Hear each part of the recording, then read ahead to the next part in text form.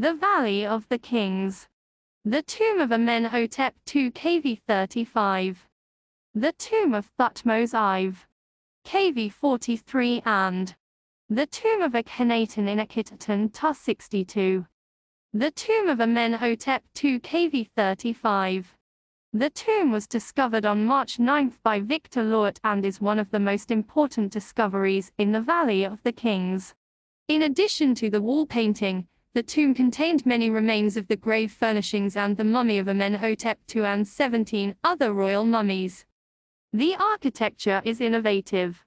The curved floor plan of the previous buildings is retained, but asymmetries are straightened and the corridors are now straight.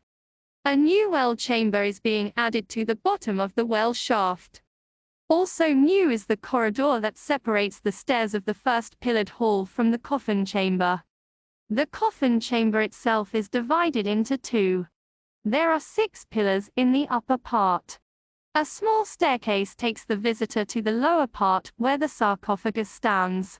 The coffin chamber has 4 storage rooms. Rooms C and B contained royal mummies. Amenhotep II himself was still resting in his sarcophagus when it was discovered, albeit in a cheap replacement coffin, because this tomb had also been looted. The decoration differs only slightly from KV 34. On the ceiling of the coffin chamber we find the star frieze and on the walls depictions from the Amenhotep. The figures are again in stick figure style on a white background. The pillars show the king in front of the gods. Here the style is different. The figures are not stick figures, but are worked in great detail. Except for the hair and some crowns, the figures are painted using the black outline technique without being colored in. It seems that work was stopped here when the king died. For the first time, the king is depicted performing sacrifices before the gods. This motif was later retained in most graves and placed on pillars or the well shaft. The first colonnade and the fountain chamber are undecorated. A variety of objects were found in the grave, including a papyrus containing excerpts from the Book of Caves. This afterlife book only appears as a wall painting in the tomb of Ramses V in the 20th dynasty. The tomb of Thutmose IV. KV 43. Howard Carter entdeckt das Grab am 18. Januar 1903 im Auftrag von Theodore Davis. Das Grab war in der Antike geplündert worden. In der Vorkammer ist die Restaurierungsschrift aus der Zeit von Haramab angebracht. Das Grab ist wohl während der Romanistik ausgeraubt worden. Die Restaurierungsarbeiten wurden recht sorgfältig durchgeführt. Später wurde das Grab geplündert und die Knie, Mumie were dann official infant und nach KV 35 verlegt. This grave also has some innovations. It is the last grave that lies under a gully in the rocky cliffs. The floor plan is still curved, but has taken on a U-shape. The corridors and chambers are more complex and crafted with great precision. However, the decoration of the grave is sparse. There are decorations only in the fountain chamber and the anteroom.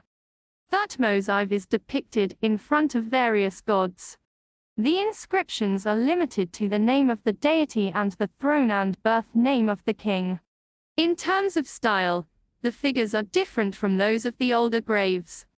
The figures are more powerful and fully fleshed out.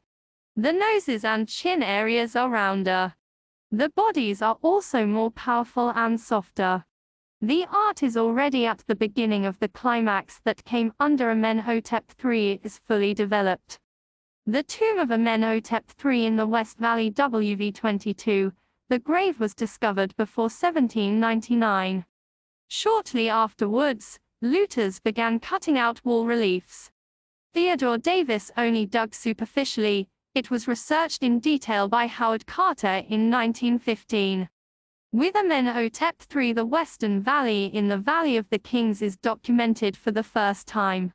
The grave lies beneath a boulder-covered slope. Compared to the tomb of Thutmose IV, the floor plan has some innovations. The floor plan is now S-shaped. The coffin chamber is not only equipped with small storage rooms on the side, but also with a coffin room, each for Queen Tej and Queen Sitamun. These queen chambers also have storage rooms. The Queen's chamber was the Sitamun, originally a storage room that was expanded. The grave therefore has parallels to the Palace of Morkutta, where Amenhotep III had additional rooms added for Princess Sitamun when she was made queen. The Valley of the Queens only served as a burial place for the main wives from the 19th dynasty onwards. The decoration takes up a larger area of the grave. The well chamber is decorated with depictions of the king in front of deities.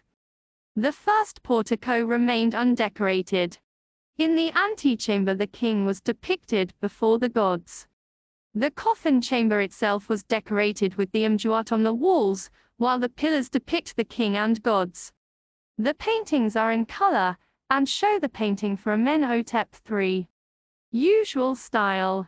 The nose and chin areas are noticeably rounded. What is new is that for the first time not only the king, but also his car is depicted. Hathor not only welcomes Amenhotep III in the well shaft, but also, standing behind him, the car of Thutmose IV. The car is the life force of a person and is inherited from the ancestors. Remains of grave furnishings were found, which suggest that the grave furnishings were quite similar to those of Tutankhamun. From fragments it can be reconstructed that Amenhotep III lay under several shrines, and a cobra head suggests a solid gold death mask. The mummy of Amenhotep III was found in KV-35, and is in a deplorable condition. The tomb of Akhenaten in Akhet-Aton II. Akhenaten probably had a grave built in the Western Valley at the beginning of his reign. Grave WV-25 is considered his first grave. It has all the characteristics of a royal tomb of the later 18th dynasty. However, the work only progressed up to the first corridor.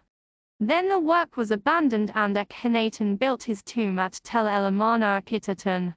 This tomb Ta-62 is very important for the development of royal tombs. At the entrance we find access for the first time via stairs, stairs. The ramp in the middle between the stairs is used to transport coffins. A long corridor leads to the coffin chamber via a well shaft. The floor plan is now straightened. If the grave had not been closed, the sun could penetrate into the burial chamber. This turn to a solar aspect of the grave is usually retained later. The curved structure of the earlier graves symbolized the underworld journey. Solar elements can also be seen in private graves of this time. Monochrome painting appeared in graves at the end of the Amarna period. It is only painted in golden yellow and black outlines. Grave Ta-62 also has an irregular side corridor and a side chamber wing called the Akhenaten suite. The grave probably remained unfinished, because the coffin chamber was initially intended as the first pillared chamber with 4 pillars. 2 pillars were removed and a sunken crypt was carved. Little of the decoration remains. Most of it was gouged out in the Amarna-era erasure. The main scenes were Akhenaten and Nefertiti sacrificing Aten. The journey to the afterlife no longer existed ideologically, nor did Osiris. Books from the afterlife are therefore not expected to be in the grave.